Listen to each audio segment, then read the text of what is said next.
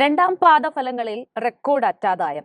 കഴിഞ്ഞ ദിവസത്തെ ഓഹരിയിലെ മുന്നേറ്റത്തെ തുടർന്ന് മൂലധനം 38,295 കോടി രൂപയായി ഉയർന്നു. കിട്ടാക്കടവും കുറഞ്ഞു. ഒപ്പം ബ്രോക്കറേജുകളുടെ buy recommendation. Last but not the least, Asia പസഫിക്കിലെ ഏറ്റവും മികച്ച ബാങ്കുകളുടെ പട്ടികയിലും സ്ഥാനം. പറഞ്ഞു വരുന്നത് ഫെഡറൽ ബാങ്കിനെ കുറിച്ചാണ്. ഇന്നലെ ഓഹരി എക്കാലത്തെയും ഉയരത്തിലാണ് ട്രേഡ് ചെയ്തത്. ഇന്നത്തെ വ്യാപാരത്തിൽ ഫെഡറൽ ബാങ്ക് ഓഹരികൾ ഒരു കറക്ഷൻ നേരിടുന്നുണ്ട് എങ്കിലും fresh new life time high ആയ 155 രൂപയിലാണ് ഇന്നത്തെ വ്യാപാരം മുന്നോട്ട് കൊണ്ടുപോകുന്നത് എന്നും കാണാം. കമ്പനിയെ സംബന്ധിച്ചിടത്തോളം ഈ വർഷം ഓഹരി 17.52% ഉയർച്ചയും ഇയർ ടു ടിൽ ഡേറ്റ് 11.65% ഒരു നേട്ടവും നൽകി കഴിഞ്ഞിരിക്കുകയാണ്. കഴിഞ്ഞ രണ്ടാം പാദത്തിൽ റെക്കോർഡ് അറ്റാദായമാണ് ഈ കേരള ബേസ്ഡ് കമ്പനി രേഖപ്പെടുത്തിയത്. അതും ഓഹരിയുടെ പ്രതീക്ഷകൾ വർദ്ധിപ്പിക്കുന്ന ഘടകമായി മാറുകയാണ്. ഇതുവരെയുള്ള ബാങ്കിന്റെ ചരിത്രത്തിൽ തന്നെ ഏറ്റവും ഉയർന്ന അറ്റാദായമായ 954 കോടി രൂപയാണ് രേഖപ്പെടുത്തിയിരിക്കുന്നത്. ഏറ്റവും ഉയർന്ന അറ്റ പലിശ വരുമാനവും നേടാൻ സാധിച്ചിട്ടുണ്ട്. അറ്റ പലിശ മാർജിൻ 3.22% വർദ്ധിച്ചു. ബാങ്കിനെ സംബന്ധിച്ചിടത്തോളം നിലവിൽ ഇന്നോവേറ്റീവ് സർവീസ് ആവിഷ്കരിച്ച് ബിസിനസ് വർദ്ധിപ്പിക്കാനുള്ള ശ്രമത്തിലാണ്.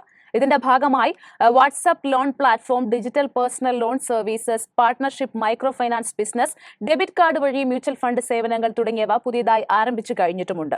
കൂടാതെ ബാങ്കിന്റെ ഫെഡറൽ ബാങ്കിന്റെ ഫിനാൻഷ്യൽ സർവീസസ് സ്ഥാപനമായിട്ടുള്ള ഫെഡ്ഫിന ഈ അടുത്ത് തന്നെയാണ് ലിസ്റ്റ് ചെയ്തിട്ടുണ്ടായിരുന്നതും. ഡിസ്കൗണ്ട് നിരക്കിലായിരുന്നു ലിസ്റ്റിംഗ്. എന്നാൽ ഇന്നത്തെ വ്യാപാരത്തിൽ ഓഹരികൾ 1.5% വരെ നേട്ടം കൈവരിച്ചിട്ടുമുണ്ടായിരുന്നു.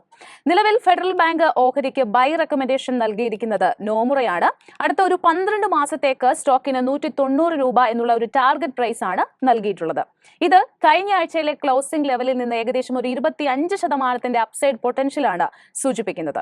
2024 മുതൽ 26 സാമ്പത്തിക വർഷത്തിൽ പ്രീ പ്രൊവിഷനിംഗ് പ്രവർത്തന ലാഭത്തിൽ 22% കോമ്പൗണ്ടഡ് ആനുവൽ ഗ്രോത്ത് റേറ്റ് ഉണ്ടാക്കുമെന്നാണ് നോമുറ ബ്രോക്കറേജ് പ്രതീക്ഷിക്കുന്നത്. ഫൈനാൻഷ്യൽ ഡീറ്റെയിൽസിലേക്ക് നോക്കിയാൽ കിട്ടാക്കടം, അതായത് നോൺ പെർഫോമിംഗ് അസറ്റ്സ് കുറഞ്ഞതും ബാങ്കിന് വലിയ ആശ്വാസമായിട്ടുണ്ട്. ഇതോടെ സ്വാഭാവികമായിട്ടും അസറ്റ് ക്വാളിറ്റി മെച്ചപ്പെടുത്താനായിട്ട് സഹായിച്ചിട്ടുണ്ട്. കാരണം മൊത്ത ബാഡ് ലോണുകൾ മൊത്ത അഡ്വാൻസുകളുടെ 2.26% ബാങ്കിൽ ലഭിച്ച മൊത്തം നിക്ഷേപത്തിൽ 23% കുതിപ്പാണ് രേഖപ്പെടുത്തിയിരിക്കുന്നത്. വാർഷിക കണക്കെടുത്താൽ ഇത് 2.33 ലക്ഷം കോടി രൂപയോളം വരും. അതേസമയം കാസ നിക്ഷേപത്തിൽ 5% വർധനവും രേഖപ്പെടുത്തിയിരിക്കുന്നു. രണ്ടാം പാദത്തിലെ മുന്നേറ്റം മൂന്നാം പാദത്തിലേക്കും അതിനപ്പുറത്തേക്കും തുടരുമെന്ന് തന്നെയാണ് ഈ ഒരു രണ്ടാമത്തെ ഒരു പാദ ഫലങ്ങൾക്കൊക്കെ പിന്നാലെ കമ്പനിയുടെ മാനേജ്മെന്റിന്റെ ഭാഗത്തു നിന്നും ഒരു അറിയിപ്പ് വന്നിട്ടുണ്ടായിരുന്നത്. ഫെഡറൽ ബാങ്ക് മാനേജിംഗ് ഡയറക്ടറും ചീഫ് എക്സിക്യൂട്ടീവുമായ ശ്യാം ശ്രീനിവാസൻ വളരെ പോസിറ്റീവ് ആയിട്ടുള്ള ഒരു ഔട്ട്ലുക്ക് തന്നെയാണ് കമ്പനിയെ കുറിച്ച് നൽകിയിട്ടുമുള്ളതും. ഇനി അൺസെക്യൂർഡ് ലോണിന്റെയൊക്കെ കാര്യം എടുത്താൽ നടപ്പ് സാമ്പത്തിക വർഷത്തിനും 2026 സാമ്പത്തിക വർഷത്തിനും ഇടയിൽ മൊത്തം പോർട്ട്ഫോളിയോയുടെ 7% വരെ ആയേക്കുമെന്നാണ് നോമുറ എക്സ്പെക്ട് ചെയ്യുന്നത്. മറ്റൊരു പ്രധാനപ്പെട്ട കാര്യം, സുരക്ഷിതമല്ലാത്ത വായ്പകളുടെ കാര്യത്തിൽ RBI കർശന നടപടികളുമായി മുന്നോട്ട് പോകുന്ന കാര്യം ഈ അടുത്ത വാർത്തകളിലൊക്കെ തന്നെ ഇടം പിടിച്ചിട്ടുണ്ടായിരുന്നു. അതിന്റെ റിസ്ക് വെയിറ്റേജ് വർദ്ധിപ്പിക്കാൻ RBI തീരുമാനിച്ചിട്ടുമുണ്ട്. ബാങ്കിനെ സംബന്ധിച്ചിടത്തോളം പൊതുവെ ഈ കാര്യങ്ങളൊക്കെ അവർ ഒരു കൺസർവേറ്റീവ് അപ്രോച്ചാണ് കൈക്കൊള്ളുന്നത്. സാമ്പത്തിക വർഷത്തിന്റെ ആദ്യ പകുതിയിൽ ഫെഡറൽ ബാങ്കിന്റെ അൺസെക്യൂർഡ് റീറ്റെയിൽ പോർട്ട്ഫോളിയോ മൊത്തം ലോൺ പോർട്ട്ഫോളിയോയുടെ 3% അതുകൊണ്ട് തന്നെ ഇതിലൂടെ ഉണ്ടാകുന്ന മാറ്റങ്ങൾ കാര്യമായ രീതിയിൽ ബാങ്കിനെ ബാധിക്കാനിടയില്ല എന്നാണ് മനസ്സിലാക്കേണ്ടത്. ഇത്തരത്തിലുള്ള സുരക്ഷിതമല്ലാത്ത വായ്പയുടെ ഉയർച്ചയിൽ നിന്ന് ബാങ്കിന്റെ വായ്പാ വളർച്ചയ്ക്കും ഉത്തേജനം ലഭിക്കും എന്നാണ് കരുതപ്പെടുന്നത്. ഈ സാമ്പത്തിക വർഷത്തിനും 2025-26 ഇടയിൽ അതിന്റെ വായ്പ 19% കോമ്പൗണ്ടഡ് ആനുവൽ ഗ്രോത്ത് റേറ്റ് ആണ് കണക്കാക്കുന്നത്. നിലവിൽ മറ്റ് സ്വകാര്യ ബാങ്കുകളെ ഫെഡറൽ ബാങ്കിന്റെ നെറ്റ് ഇൻട്രസ്റ്റ് മാർജിൻ മെച്ചപ്പെട്ട പാതയിലായിരിക്കുമെന്നാണ് നോമുറ പ്രതീക്ഷിക്കുന്നത്. അതേസമയം ബാങ്കിന്റെ വളർച്ചയിലെ കീ റിസ്ക് ആയിട്ട് നിലകൊള്ളുന്നത് നെറ്റ് ഇൻട്രസ്റ്റ് മാർജിനിലെ സ്ലോ ഗ്രോത്തും ഫണ്ടുകളുടെ ചെലവിലെ വർധനവുമാണ് ഒരു പ്രധാന ആശങ്കയായിട്ട് ഇവിടെ നിലനിൽക്കുന്നത്. ഫെഡറൽ ബാങ്കിന് മേലുള്ള പ്രതീക്ഷകൾ വർദ്ധിക്കുന്ന മറ്റൊരു പ്രധാന അപ്ഡേറ്റ് കൂടി കഴിഞ്ഞ ദിവസം പുറത്തു വന്നിട്ടുണ്ടായിരുന്നു. അതായത് ആഗോളതലത്തിൽ ബാങ്കിംഗ് മേഖലയെ കുറിച്ച് വിവരങ്ങൾ ലഭ്യമാക്കുന്ന പോർട്ടലായ ദ ബാങ്കറിന്റെ bank of the year 2023 award Federal Bank സ്വന്തമാക്കിയിരിക്കുകയാണ്. ഇന്ത്യയിൽ നിന്നും തന്നെ ഈ നേട്ടം സ്വന്തമാക്കിയ ഏക ബാങ്കാണിത്. ഗ്ലോബൽ ഇക്കണോമിക് അൺസർട്ടൈനിറ്റീസ് നിലനിൽക്കുമ്പോഴും മികവ് തെളിയിക്കുകയും അതോടൊപ്പം തന്നെ ഇന്നോവേറ്റീവ് പ്രോഡക്റ്റ് സർവീസ് ഡെവലപ്പ് ചെയ്യുകയും ഒക്കെ ചെയ്തതിനാലാണ് ഈ അംഗീകാരം ബാങ്കിനെ തേടിയെത്തിയിരിക്കുന്നത്. നോമുറയെ കൂടാതെ മറ്റ് ബ്രോക്കറേജുകൾ കൂടി തങ്ങളുടെ റെക്കമെൻഡേഷൻ ഫെഡറൽ ബാങ്കിന് മേൽ നൽകിയിട്ടുണ്ട്. അതിന്റെ ഒരു ഡീറ്റെയിൽസിലേക്ക് കൂടി പോകാം.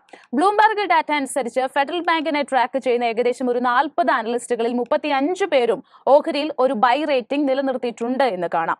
റെലിഗേർ ബ്രോക്കിംഗ് ഓഹരിക്ക് ബൈ റെക്കമെൻഡേഷൻ നൽകുന്നുണ്ട്. ഫെഡറൽ ബാങ്കുകളുടെ ഓഹരികൾ കഴിഞ്ഞ 2 വർഷത്തിലേറെയായി ഒരു സ്റ്റഡി അപ് ട്രെൻഡിലാണ് വ്യാപാരം നടത്തുന്നതെന്നും നിലവിൽ ഉയർന്ന നിലവാരത്തിൽ വ്യാപാരം നടന്നുകൊണ്ടിരിക്കുന്നുവെന്നാണ് ബ്രോക്കറേജ് സൂചിപ്പിക്കുന്നത്. നിലവിൽ 156 രൂപ ലെവലിൽ വ്യാപാരം നടത്തുന്ന ഫെഡറൽ ബാങ്കിനായി റെലിഗേർ ബ്രോക്കിംഗ് 155 രൂപയ്ക്കും 158 രൂപയ്ക്കും ഇടയിലാണ് ഒരു ബൈക്കോൾ നൽകിയിട്ടുള്ളത്. 178 എന്നുള്ള ഒരു ടാർഗറ്റ് വിലയാണ് നൽകിയിരിക്കുന്നത്. ബ്രോക്കറേജ് 149 രൂപ എന്നുള്ള ഒരു നിലവാരത്തിലാണ് സ്റ്റോപ്പ് ലോസ് ആയിട്ട് സജസ്റ്റ് ചെയ്യുന്നത്.